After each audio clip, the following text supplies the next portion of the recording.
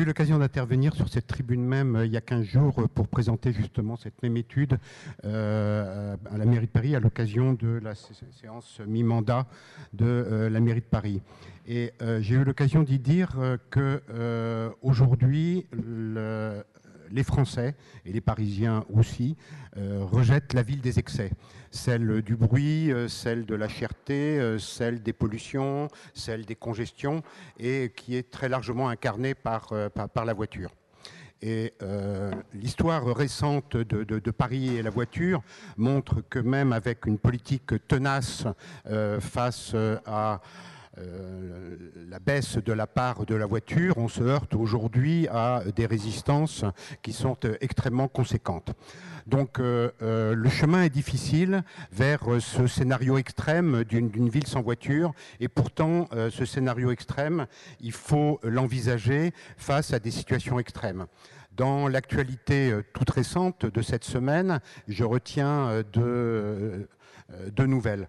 La première, celle qui nous est arrivée d'Inde, où le président de l'État de Delhi racontait, face à une situation où l'intensité des particules se trouve à 30-40 fois au-dessus du niveau mondial, enfin accepté par l'OMS, il parlait d'une ville chambre à gaz. Le terme extrême de chambre à gaz dit quand même beaucoup des difficultés auxquelles on se trouve confronté, et cette pollution cause environ 3,5 millions de morts par an. Donc curieusement, le nombre de morts directes, d'accidentologie directe de la voiture, il est un tiers inférieur, c'est 1,2 million. Donc au total, on se trouve quand même avec près de 5 millions de morts, c'est-à-dire près de 20 000 par jour, directement liés à la voiture. Deuxième observation de cette semaine, c'est une intervention du maire de Los Angeles, qui parle qui est prêt à acheter à n'importe quelle solution pour se débarrasser des voitures. Donc, quelle piste est-ce qu'on peut explorer pour répondre à cette question? La première, c'est un principe, celui des mobilités choisies. Face en fait à des mobilités qui aujourd'hui sont déterminées par l'organisation de la ville, l'organisation de la forme de la ville, par l'organisation du travail, quelles sont aujourd'hui les pistes qui s'ouvrent pour retourner vers des mobilités choisies. Et ces mobilités choisies, elles sont évidemment du côté d'une organisation de la ville autour des proximités, autour d'une intensification urbaine.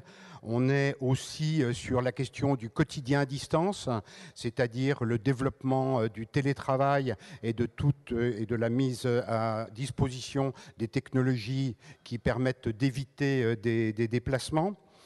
On est aussi sur la ville des réseaux, une métropolisation réticulaire qui permettrait une ville dense, étale, multipolaire, et qui permettrait là d'héberger une politique de proximité. C'est enfin la question de la ville comme service public. Il semble que la question essentielle n'est pas celle du transport, n'est pas celle de remplacer la voiture par d'autres modes de transport. Il n'est pas celle de recevoir ce que nous propose la filière automobile d'une voiture électrique autonome, connectée, en partage. Il est celle d'une gouvernance de la ville.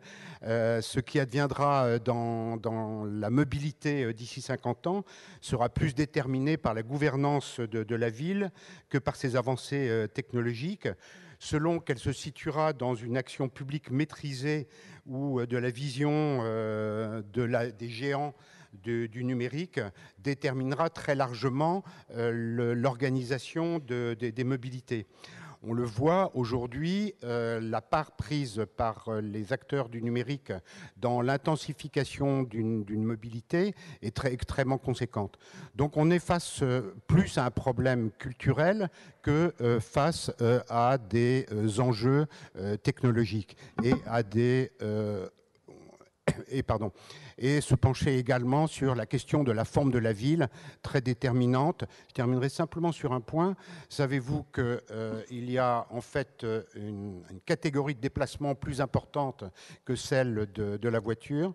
Ce sont les ascenseurs. Il y a tous les jours 100 millions de déplacements en ascenseur en France.